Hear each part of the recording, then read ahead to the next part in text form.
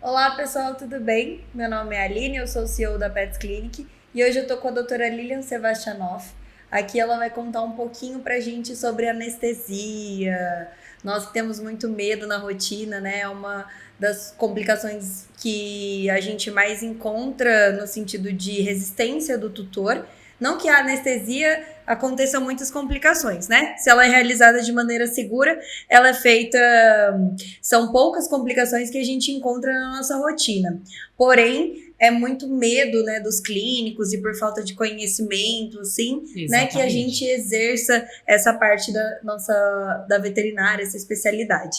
Você bate aquele olho naquela coisa tosca.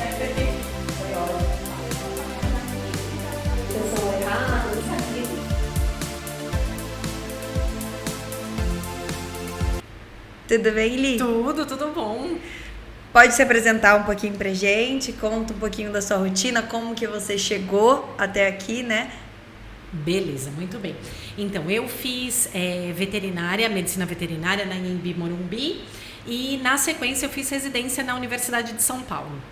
Não foi uma escolha de primeira, assim, não. Na verdade, no início da faculdade, eu fiz seminário em várias áreas, simpósio em várias áreas, até que, quando tardou um pouquinho, porque na Anhembi Morumbi, a gente só pode fazer o estágio em determinada área depois que você já cursou a matéria.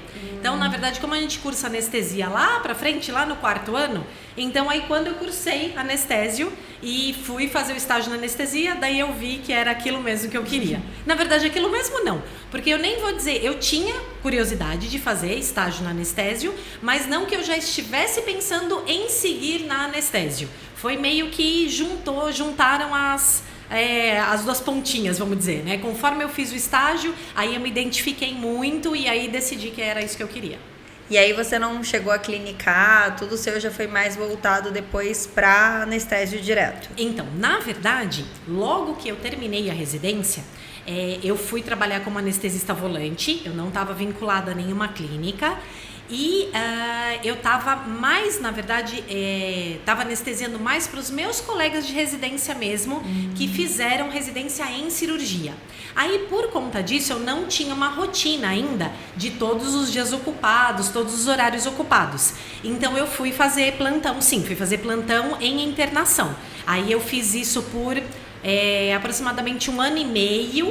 Aí, foi quando eu já comecei a ter um volume razoável só de anestesia e aí eu consegui migrar totalmente mesmo. E é bem comum os anestesistas e especialistas, né, quando já faz essa parte de especialização, fazerem o plantão, mas não em clínica, né? Normalmente sempre vai para a parte do intensivismo. Do intensivismo, é verdade. A não ser que a pessoa, não, se a gente desconsiderar plantão, se a gente considerar que a pessoa já vai trabalhar numa clínica, ela fez residência em clínica ou fez especialização em clínica e já começa numa clínica. Então, tirando o clínico, todos os outros, cardiologista, anestesista, endócrino não, porque endócrino também é clínica, né? Mas você tem razão. Das outras áreas, vamos dizer, no geral, geralmente a pessoa vai para plantão primeiro. E aí para a parte bem do intensivismo, assim, Exatamente, né? É plantão em intensivismo, isso mesmo, Você internação. gostou da parte... Você chegou a fazer UTI ou só na parte Não, de... só internação, só internação. Uhum. Mas até que é semelhante, ou você acha que não? Então, na verdade, eu não sei se isso... Eu não sei exatamente qual é a delimitação, tá? Mas assim, logicamente os casos mais críticos requerem mais monitorização e aí os pacientes são encaminhados para UTI mesmo. Porém, não sei então, vou te falar na minha experiência, tá? Mas eu não sei se a gente pode generalizar isso. Os pacientes que eu vejo assim que são encaminhados para, na grande maioria, não todos, né? Mas assim, uma boa parte é onde tem ventilação também. Então daí a gente caracteriza como unidade de tratamento intensivo. Sim. Logicamente que um caso de cetoacidose diabética, um caso descompensado também vai ser. Mas na grande maioria, é o que eu falei, eu não sei se eu posso delimitar exatamente aí, falar que são mais casos que precisam de ventilação controlada. Mas o que eu vejo na maioria, assim, dos ambientes que eu frequento seria isso. Então eu estava fazendo plantão em internação mesmo. Não era local que tinha os leitos de ventilação.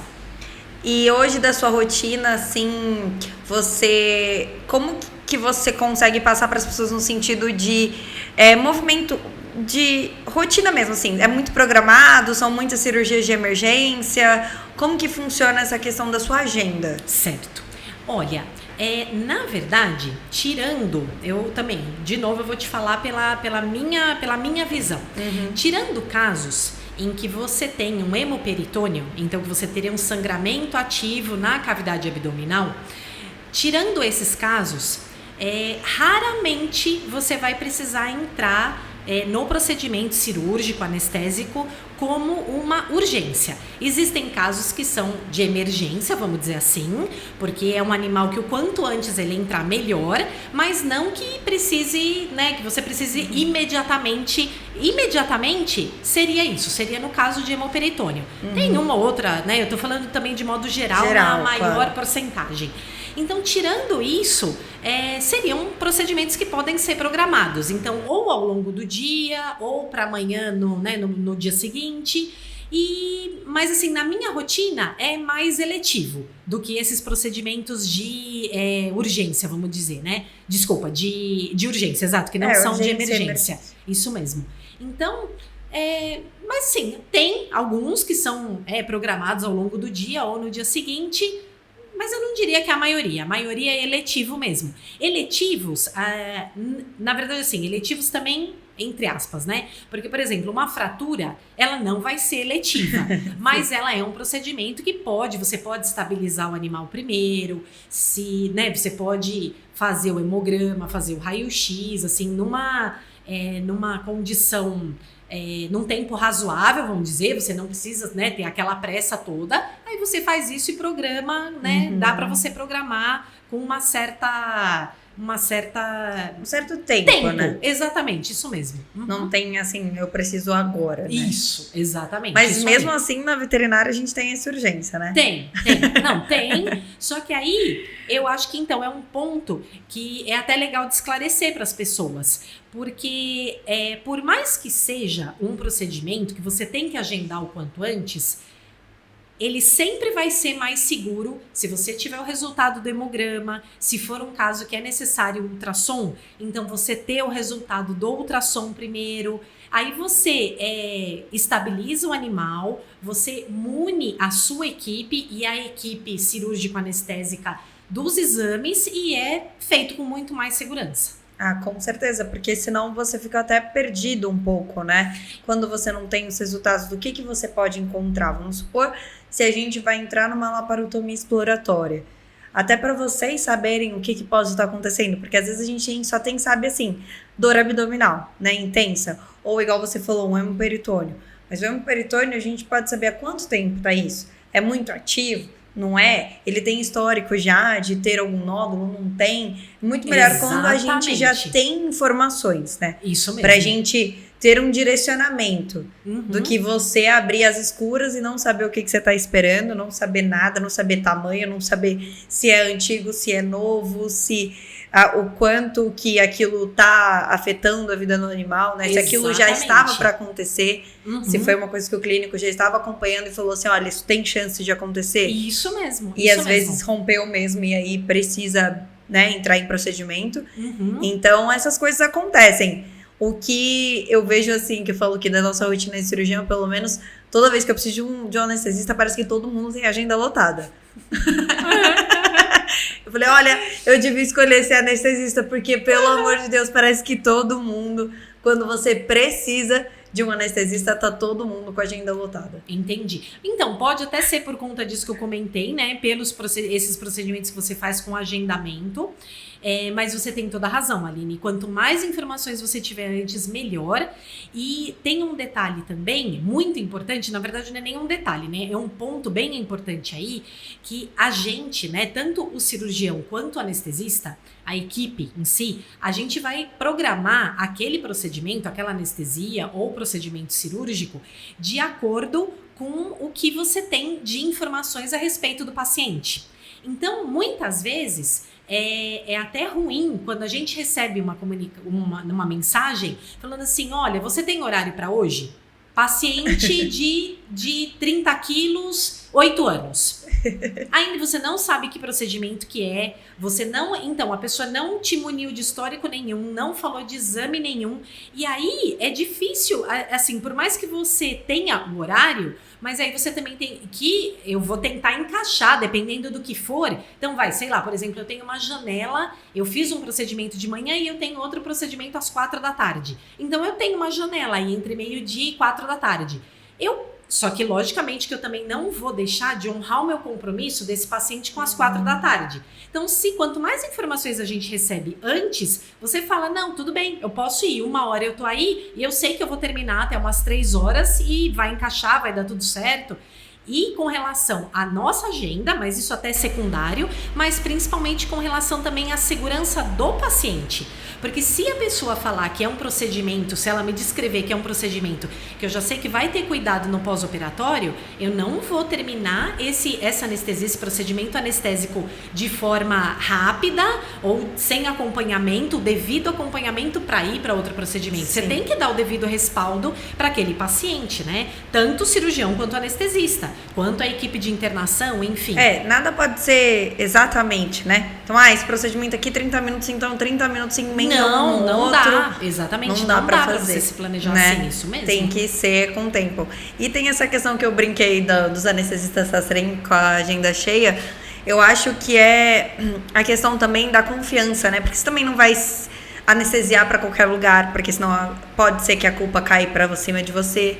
Sim, exatamente. Né? E isso você vai lá e aí as pessoas não te passam todas as informações justamente, e aí você que assume o risco. Exatamente. Né? Então, quando a gente trabalha volante, isso acho que tanto na sua rotina de anestesista como cirurgião, a gente passa muito por isso, no sentido que você vai ter que operar para alguém e você vai assumir um caso. A partir do momento que você colocou a mão naquele caso, aquele caso é seu. Exatamente, isso mesmo. Então, você precisa também estar ciente do que está acontecendo, de como que é, né? E fazer toda uma questão de perguntas e avaliação de todos esses procedimentos. Exatamente, isso mesmo, não, é isso mesmo.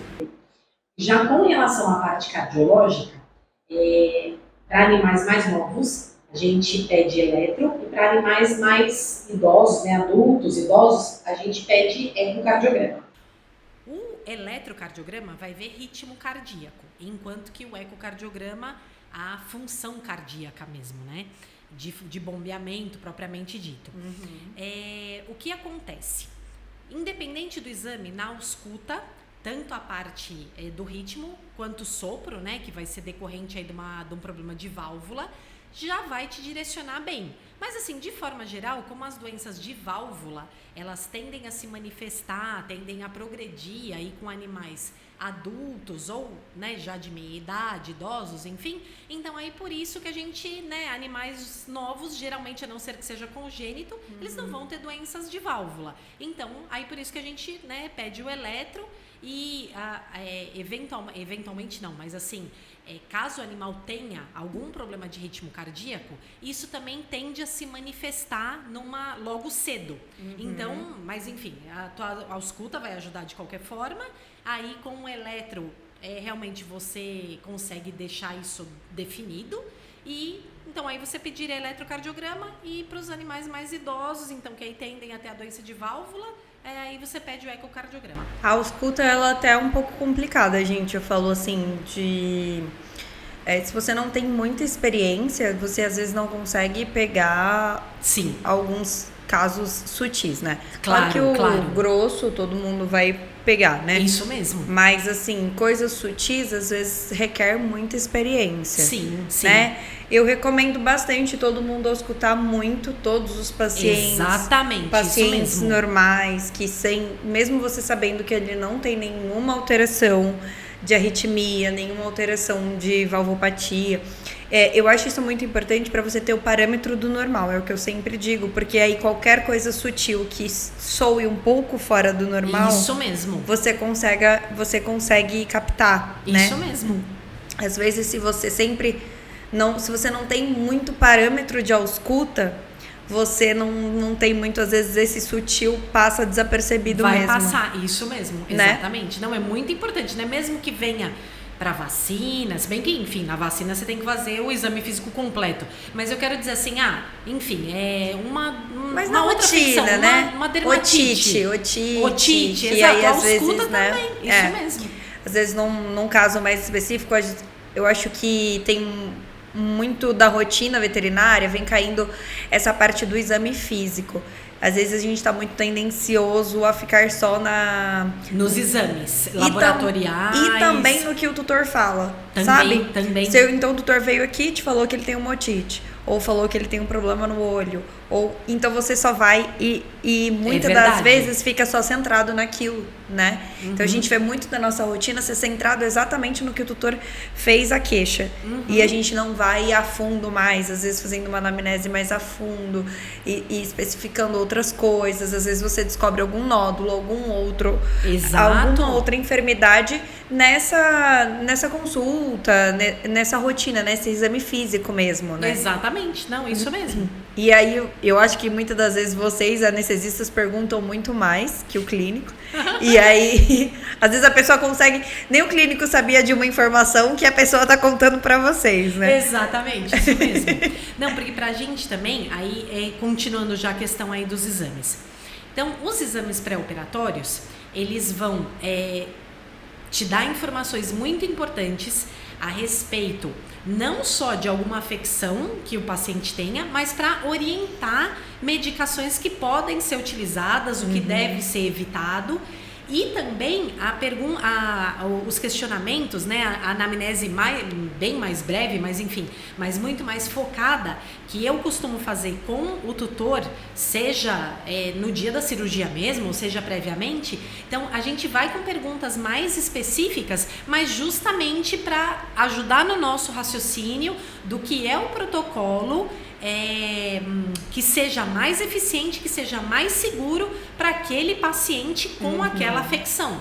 Porque independente dele ter um problema ortopédico, né, ter uma fratura, e a gente sabe, por exemplo, que vai precisar de analgesia, independente disso, dentro dos analgésicos tem o que eu posso fazer ou não, de acordo com outros problemas que ele tenha previamente. Sim, com certeza.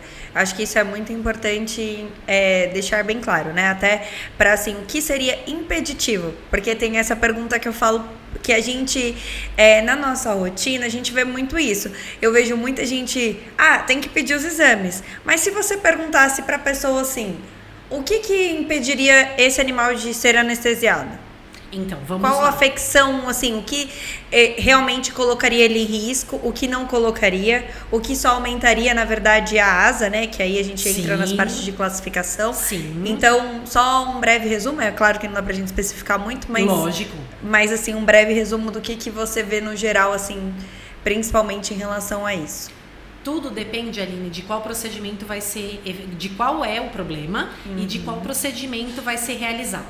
Então, vamos partir aí, começar do hemograma. Se existe uma anemia intensa, mas por conta de um nódulo esplênico que rompeu, você vai pedir uma bolsa de sangue. Talvez você faça previamente, talvez você faça... Só que aí, fazendo previamente, às vezes você corre o risco de perder um pouco desse sangue durante, né, o pré-operatório, depois no transoperatório. Tudo precisa ser avaliado. Exatamente. Né? Você tem que até decidir o momento em que aquela bolsa precisa começar a ser... né, você precisa iniciar a transfusão. Então, enfim, tudo vai depender. Então não existe, de acordo com o procedimento que vai ser feito, não tem nada que, olha, não vou fazer essa anestesia de forma alguma. Tirando, lógico que eu não vou falar, né, nada também, mas porque acabou de vir um exemplo na minha cabeça. Então, por exemplo, uma paciente que foi diagnosticada com piometra, só que era uma piometra que não tinha leucocitose. Só que aí, aparentemente, a paciente até que estava, né, não vou falar em bom estado geral, mas também não estava tão ruim. E então não tinha indícios de já ser aquele momento que depois da leucocitose já começa a dar leucopenia. Não tinha essa, a princípio não parecia bem alto, isso. Mas ainda não estava assim, né? Exatamente. Só que essa paciente tinha displasia renal. Então, e displasia renal num nível, assim, de ureia e creatinina elevadíssimos. Nossa. Então, caso fosse feito o procedimento, né, caso fosse feita a castração, né, que é aí pra gente corrigir, né, resolver a questão da piometra, eu não tinha como garantir o que poderia acontecer, mesmo eu usando os fármacos para maior estabilidade para maior estabilidade hemodinâmica. Não tem como você saber qual vai ser exatamente o pós-operatório. Então, e aí depende também de uma estrutura do pós-operatório bem realmente de UTI, às vezes até. De uma megasometria, né? Exatamente, ver isso o processo, mesmo. Né? Isso mesmo. Então, naquele momento, eu falei, olha, vamos entrar primeiro com antibiótico, ver como isso vai responder e aí, de acordo com essa resposta, se realmente for uma questão, e além disso, o útero também não estava muito espessado, ele estava limítrofe.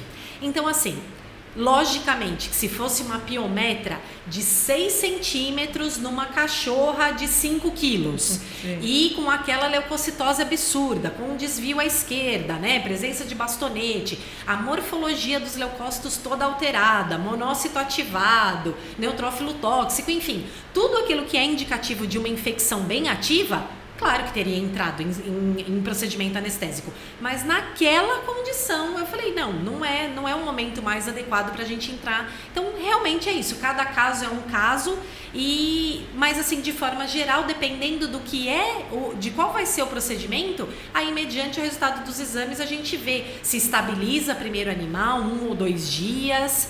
Porque até, por exemplo, já aconteceu aqui mesmo na VET3. Uma cachorrinha que era até matriz, já não estava mais como matriz, né? Mas enfim, tinha sido matriz e desenvolveu piometra. Só que ela chegou num estado score corporal baixo e super debilitada mesmo, em anorexia. Aí conversando aqui com a Camila, a gente falou, não, ela vai ficar com antibiótico terapia, já vamos dar início, né, ao tratamento. Não, e até pensando em uma possível sepse mesmo, a antibiótico terapia de amplo espectro. E aí, daqui 1, 2 dias, de acordo, e também não estava a ponto de, não me lembro se era aberta ou fechada, mas assim, né, não estava a ponto de romper, então a gente preferiu primeiro estabilizar, para depois entrar com mais segurança na anestesia. Eu acho que essa é uma das maiores decisões que a gente tem que ter, na minha parte de cirurgia. Sim. Das minhas professoras, ela falava que o que define um bom cirurgião é saber realmente a hora de operar. Isso mesmo. Porque a técnica em si é só treino. É só treino, exatamente. Mas o que faz você de um bom profissional, de um bom cirurgião, é justamente você saber a hora certa de operar, saber quando não é para operar, saber estabilizar um animal, saber o que precisa ser feito, né? E deu algo errado. O que você vai fazer em relação a isso? Acho que a anestesia também, né? Exatamente. Não é só saber um protocolo de receita de bolo, né? Então, faz isso. A questão mesmo. Esse é o diferencial do profissional, né? Sim. É você saber no que deu errado. Então, agora eu tenho que agir. Exatamente. Porque esse é o nosso maior medo também na anestesia, né? Eu, pelo menos, como cirurgiã, não toco na parte da anestesia, porque eu sempre falo assim, meu Deus do céu, eu desespero, se der alguma coisa, eu não vou saber o que fazer. E às vezes você até saberia, mas assim, o desespero deixa...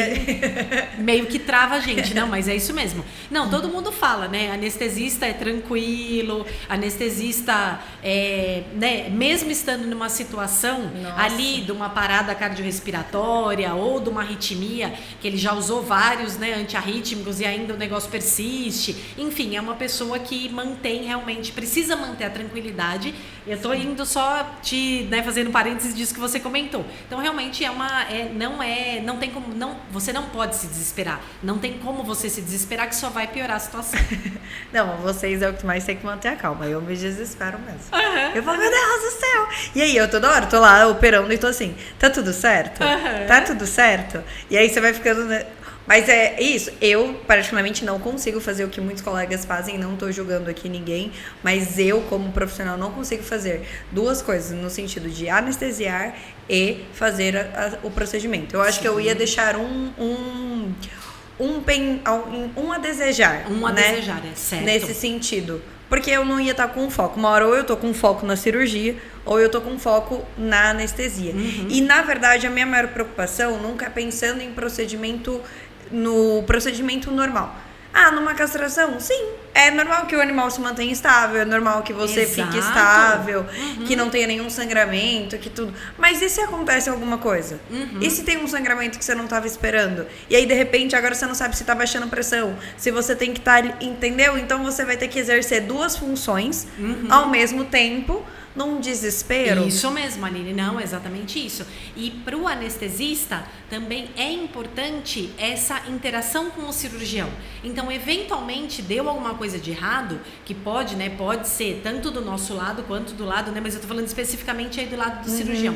Então, deu alguma complicação ali, é importante essa interação, como que tá a pressão, como que ele, né, tá desenvolvendo aí, tá com algum efeito, né, tá com algum sintoma, vamos dizer, em função do que tá acontecendo aqui na cirurgia. É importante, é muito importante essa interação. É importante a gente por isso que a gente fala que hoje em dia, no avanço da veterinária, é muito importante já se preconizar sempre, na maioria dos procedimentos, acredito eu, ter sempre o anestesista e o cirurgião, né? Eu acho muito importante. Sim. Não falando que, nossa, todos os procedimentos, se você fizer os 2, vai dar errado. Longe disso, gente. Mas, assim, a gente sabe que é um risco maior, né? Justamente pensando nessa questão de que se acontecer alguma coisa, possa ser que vai prejudicar um dos 2. Exatamente, né? Isso mesmo, isso aí. E pensando na parte, voltando aqui dos exames, na parte cardiológica, o que você consideraria realmente impeditivo num animal tanto... Eu acho que as pessoas têm muito medo do idoso, né? Isso, o idoso, todo mundo acha que vai morrer em qualquer anestesia. Mas a questão dos animais filhotes, assim, no normal não teria por que acontecer, normalmente eles não têm contraindicação, né? Normalmente a gente faz os procedimentos, mas o que você acharia na parte cardiológica, tanto em questão de arritmia quanto de valvopatias, o que te prejudicaria? Sim. Então, da parte de arritmias, tem realmente arritmias que precisam de tratamento prévio. Então, vai ser muito mais seguro o paciente... muitas vezes até, né? Muitas vezes não, mas em alguns casos até faz o exame de Holter, porque às vezes, né, tanto a ausculta quanto o eletrocardiograma é num período bem curto de tempo. Né? Então, dependendo da situação, até se recomenda o Holter, que aí você vai medir aquilo por 24 horas e aí você vai realmente ver se aquela arritmia, o quanto que ela ocorre e se é indicativo de precisar de um tratamento prévio ou não. Então, existem arritmias, sim, que precisariam ser tratadas antes de passar pela anestesia. Lógico, se é um animal que também foi atropelado... Tudo, né? É o IC, né? Tudo é exatamente aquela, né, a situação ali em particular. Mas, como você falou, de forma geral, né, para esses procedimentos aí mais corriqueiros, né, e que são... que a gente não encaixaria aí como emergências, então o eletro definiria se você precisa tratar uma arritmia ou não. E com relação ao ecocardiograma, para animais mais idosos, você precisa ver, enfim, no eco já vai estar lá definido, né, se tem repercussão hemodinâmica ou não, e que grau que é a doença degenerativa, né, em que estágio que ela está, e se tem repercussão hemodinâmica ou não. Juntando isso com a informação do tutor, se o paciente apresenta algum sinal clínico ou não, então muitas vezes é necessária a consulta com o cardiologista previamente, passar a fazer uso de medicação para aí também passar pelo procedimento de maneira mais segura. Vamos lá, de novo, né? Só pegando aí, eu sei que não é, né? O que até mesmo a gente começou falando disso, que não é o que acontece na maioria, né? Não é a nossa rotina do dia a dia. Acontece, né? De forma mais esporádica. Mas, exemplo, rompeu um baço de um cardiopata que não é tratado. Você ausculta e vê lá os sopros. 5 de 6, 4 de 6... Existem medicações que a gente pode fazer e que são, no caso eu estou falando do detomidato especificamente, né? Mais todos os coadjuvantes aí com relação à analgesia, mas enfim, o etomidato ele dá uma estabilidade. Também você avisa o risco, né? Claro, aí logicamente. A gente está falando de uma cirurgia bem mais complexa. Sim. Né? muito mais com risco, mas isso já vai estar bem ciente. Acho que essa é a importância, né? Isso também, isso exato. também, ter os exames em mãos para saber explicar o que vai acontecer, né? Do que pode acontecer, é muito importante até para o tutor não se surpreender com isso. Né? Exatamente. Ou os próprios clínicos, que às vezes não tem a informação, mas você consiga explicar, olha, ele está correndo risco assim, assim, assado, esse animal é assim, assim, assado, isso que vai acontecer, pode acontecer isso, como pode não acontecer. Exatamente, Isso é muito importante para te respaldar também, né? Claro, lógico. E até mesmo porque também, Aline, aí voltando um pouquinho na parte aí do hemograma, né? De repente, o animal desenvolve por um período de hipotensão ou por alguma outra intercorrência aí, mas geralmente hipotensão, né? Ele desenvolve uma doença renal aguda no pós-operatório. Você tem que saber se ele desenvolveu ou se ele já era um doente renal. Ou ele também pode ter alguma sensibilidade, algum fármaco que você desconhece, supondo, né, que é um animal que não passou nunca por procedimento cirúrgico nenhum, um animal rígido e que, sei lá, de repente ele é sensível à dipirona. Sim. Ele desenvolve algum quadro no pós-operatório, pode apresentar algum até aumento de enzima hepática e você tem que saber se isso se ele de repente não tinha esse problema antes de você anestesiar. Sim. Então não é porque o animal passou por uma anestesia que tudo vai ser decorrente da passagem dele pela anestesia, pelo fato dele ter sido anestesiado. Às vezes ele tinha alguma afecção previamente. Sim. E isso é o que você falou do respaldo. E é também pra gente fazer da forma mais segura possível. Eu acho que é uma junção de fatores, né? Isso a mesmo. Importância dos exames.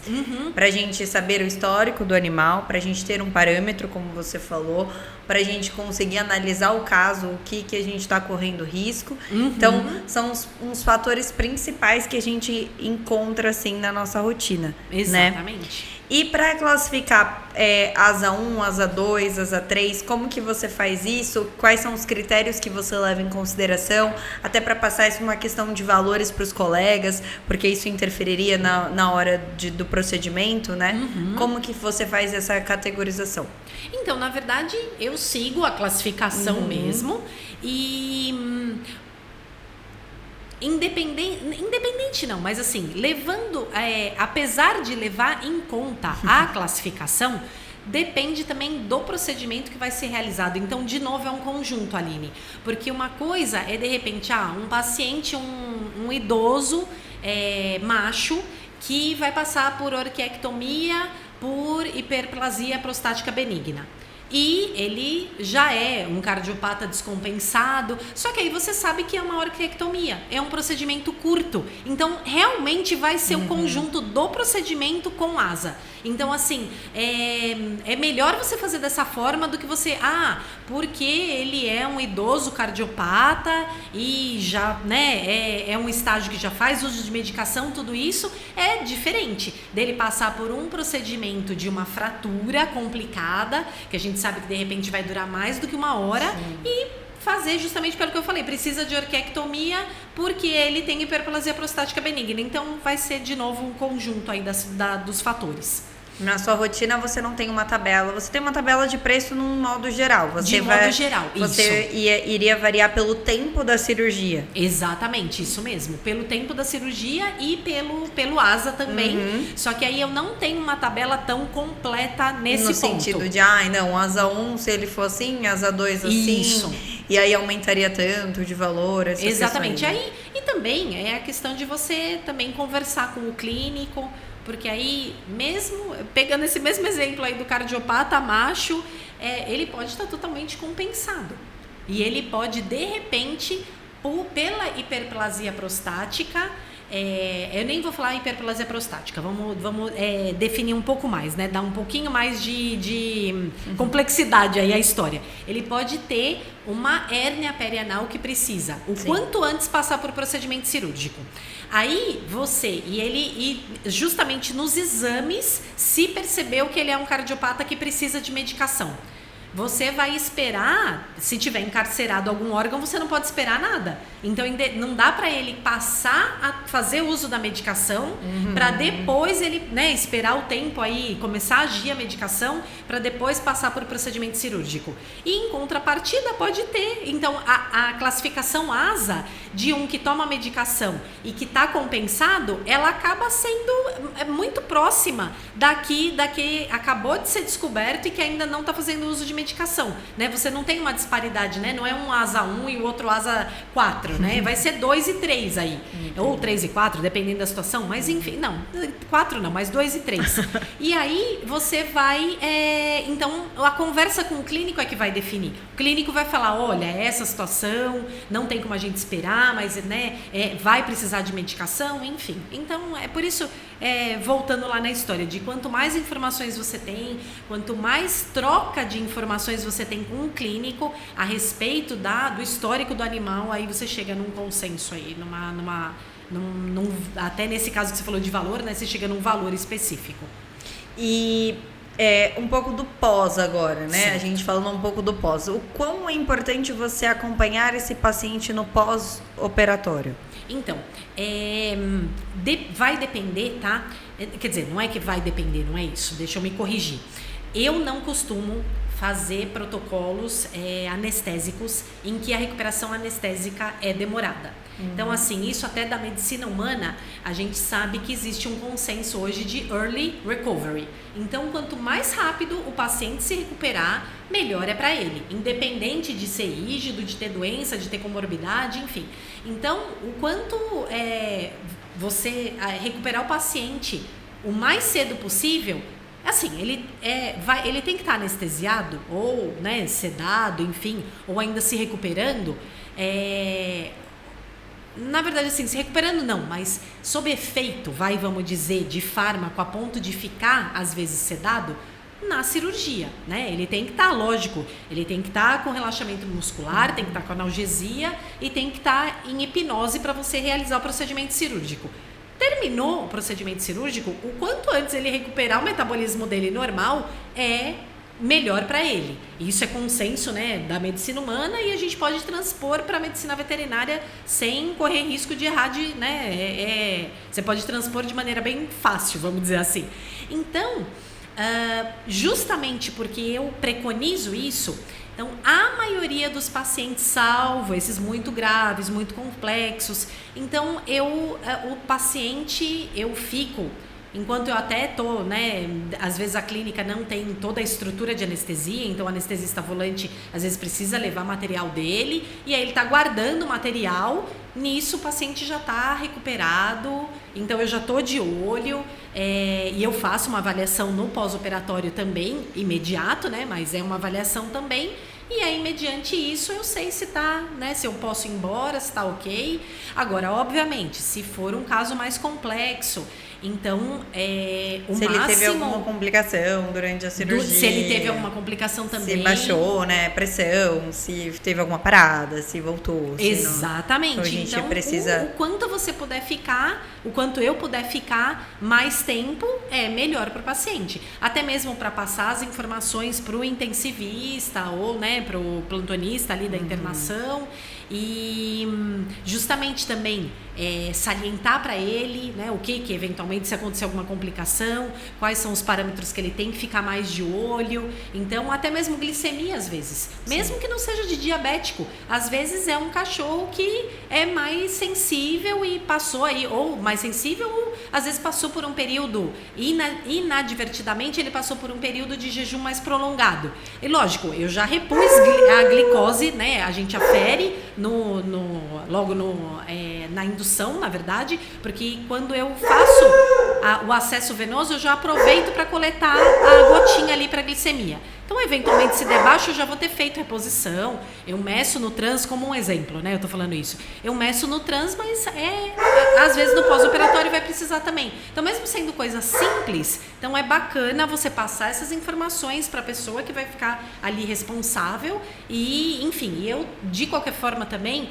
eu sempre falo, eu estou à disposição, meu telefone está com o pessoal da clínica, se eventualmente você precisar, né, o plantonista precisar de qualquer apoio, entre em contato, às vezes eu não posso responder na hora, se eu tiver em outro procedimento, mas tão logo eu possa responder, eu vou responder. E, assim, uma dúvida que a gente vê bastante, os tutores falam bastante também, né, porque eu acho que isso já ficou bem disseminado, é da questão da diferença da inalatória para ativa. Certo. E acho que você opta sempre, mas assim, hoje, né, você tem mais o utilizado sempre a inalatória. Realmente a gente vê que ela é mais segura, mas a ativa a gente vê também sendo mais utilizada novamente. Sim. De maneira também, claro, a gente está falando comparando procedimentos que são feitos de maneira correta, com bombas e tudo certinho, certo, né? Pensando nesse parâmetro. Não pensando em um fazendo assim e o outro fazendo um quetapum. Não isso. Entendi. Pensando em fazendo realmente os protocolos certinhos e tudo. O que você julgaria mais seguro realmente? Então, na verdade, eu acho que a gente pode... Depende da situação, depende do procedimento, mas de forma geral, para procedimento que pode se alongar um pouco, então você pode ter acúmulo das medicações da ativa, e aí conforme tem acúmulo, a concentração sérica vai aumentando, você até tem que ir ajustando, né, conforme você vai fazendo, conforme está ali no decorrer da anestesia. Então, realmente pode ter acúmulo.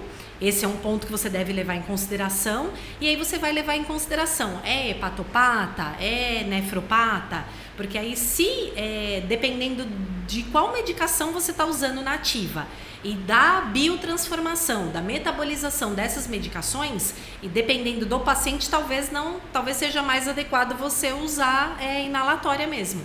Então, um paciente que é muito obeso, se você estiver fazendo uso do Propofol, que até onde eu tenho informação, a alfaxolona não é muito utilizada, porque ela pode ser utilizada tanto quanto o Propofol. Mas, assim, o que a gente vê de forma bem massiva, assim, né, uma porcentagem bem maior é do uso do Propofol. Então, você tem que levar em consideração o acúmulo do Propofol, você considerando que ele seria o principal ali, anestésico, no caso da ativa. Lógico que você vai, como você falou, você vai ter todos os adjuvantes, porque ele não dá analgesia, por exemplo, então você vai ter que colocar medicações para analgesia.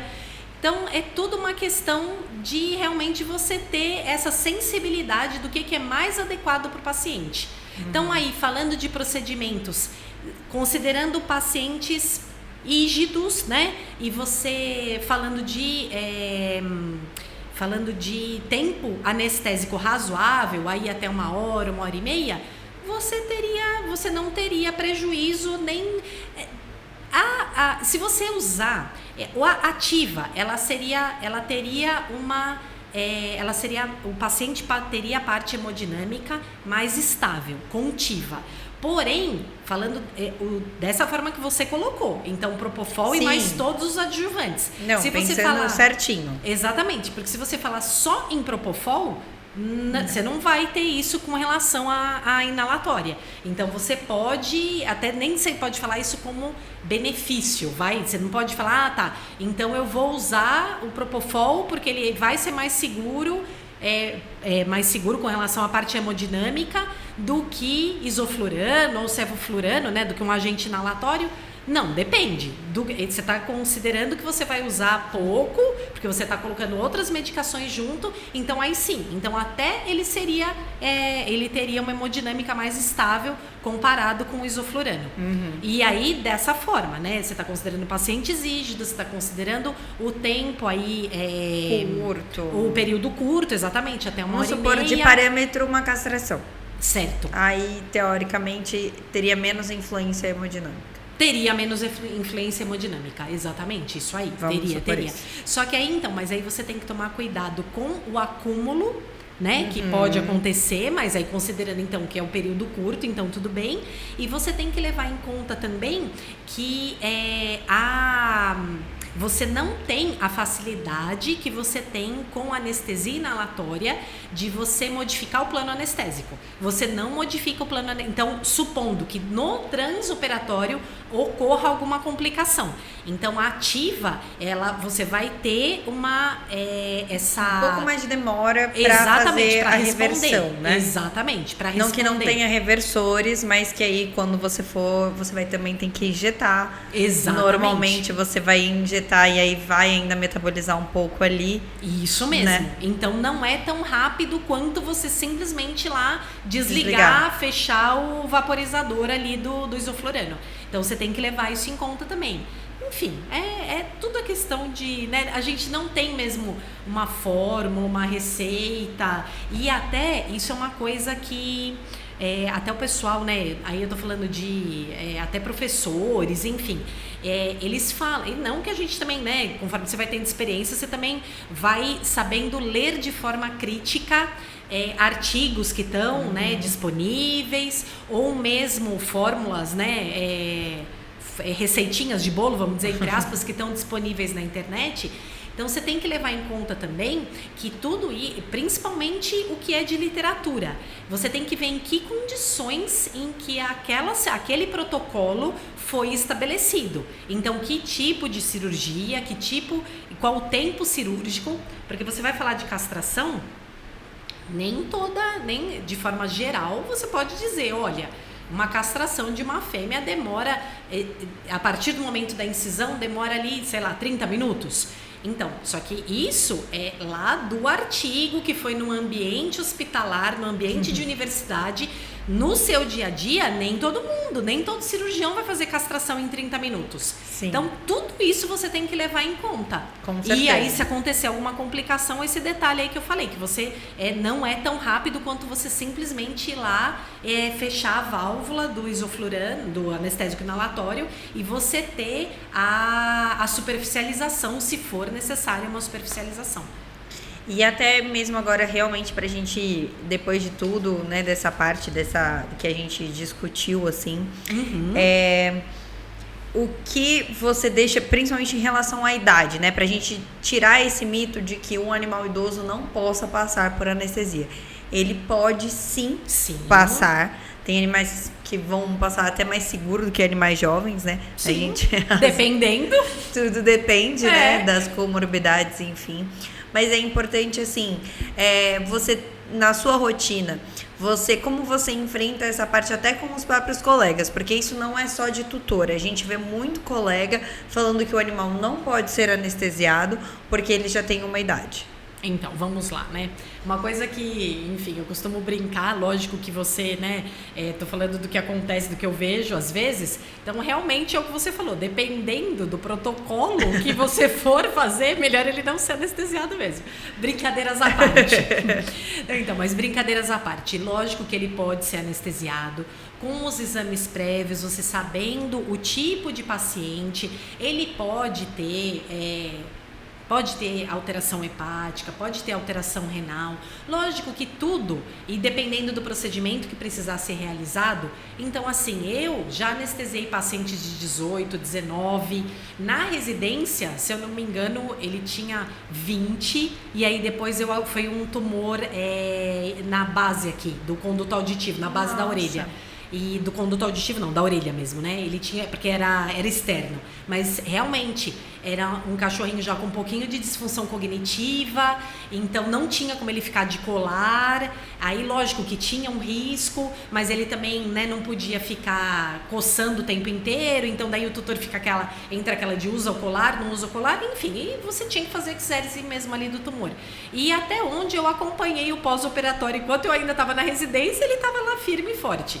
Então, realmente, eles podem ser anestesiados como lógico que você vai ter considerações diferentes, mas ele pode ser anestesiado da mesma forma que um animal jovem pode ser anestesiado. Tudo depende do protocolo que você vai utilizar e como não existe receita de bolo, como não existe, né, que protocolo é seguro para idoso? Não existe protocolo, não existe um protocolo específico que seja seguro para idoso. Tudo vai depender da doença que ele tenha, né, de alguma afecção ali, eu digo assim, em conjunto, né, alguma comorbidade, então alguma coisa que ele tem em conjunto com a queixa principal, que é o que tem que levar ali ao procedimento cirúrgico anestésico.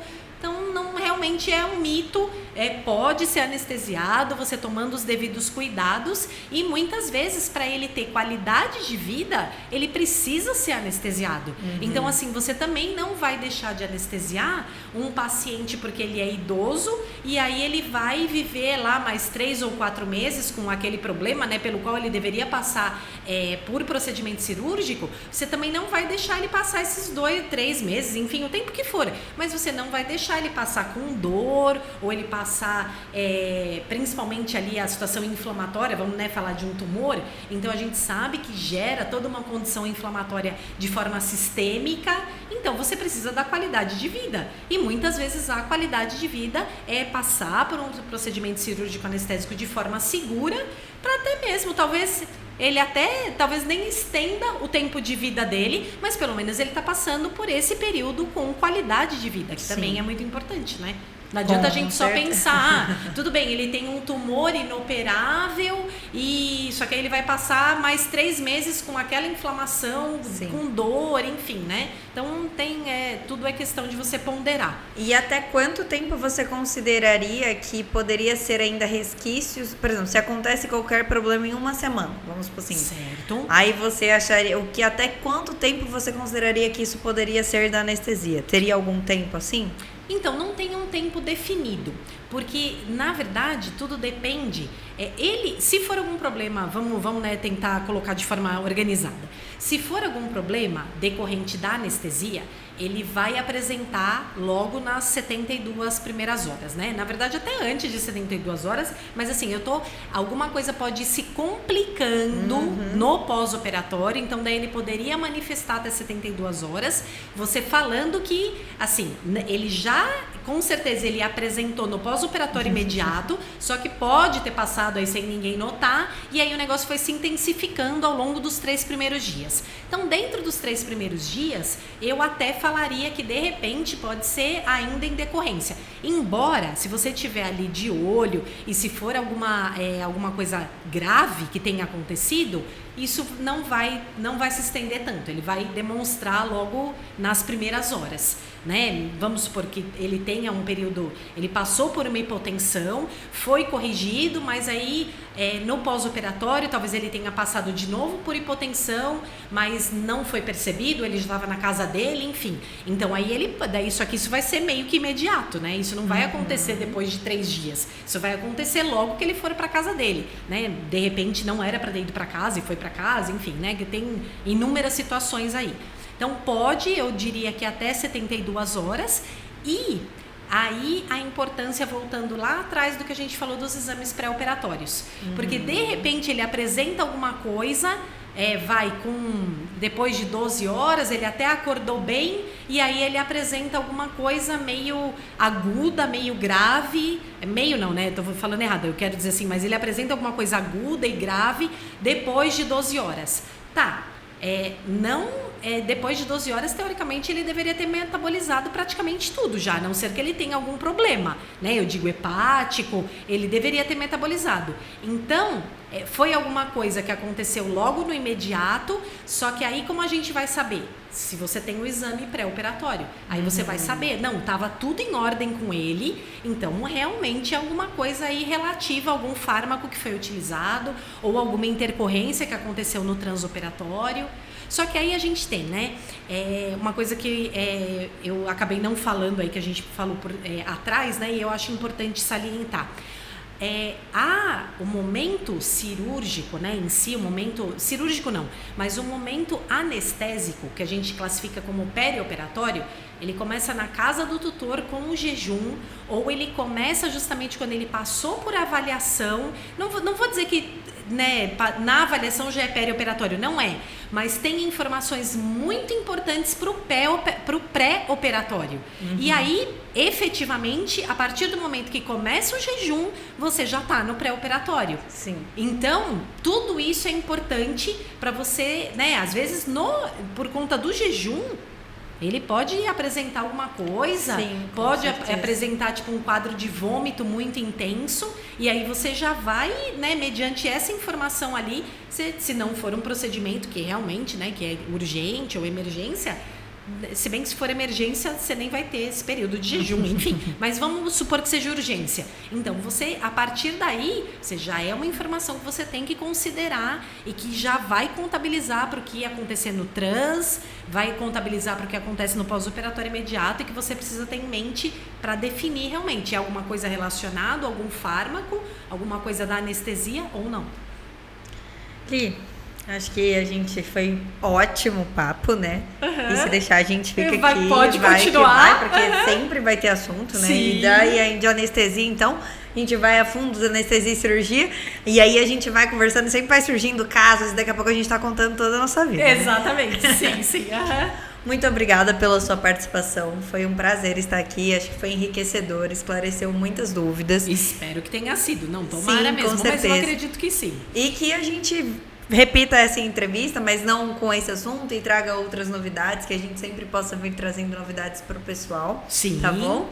E, galerinha, acompanhe a gente no nosso canal, se inscreva aqui no canal, siga a gente no Instagram, siga a doutora, siga a clínica, que vocês vão sempre estar atualizados com os nossos conteúdos, tá bom? Um beijo para todos vocês. Tchau, tchau.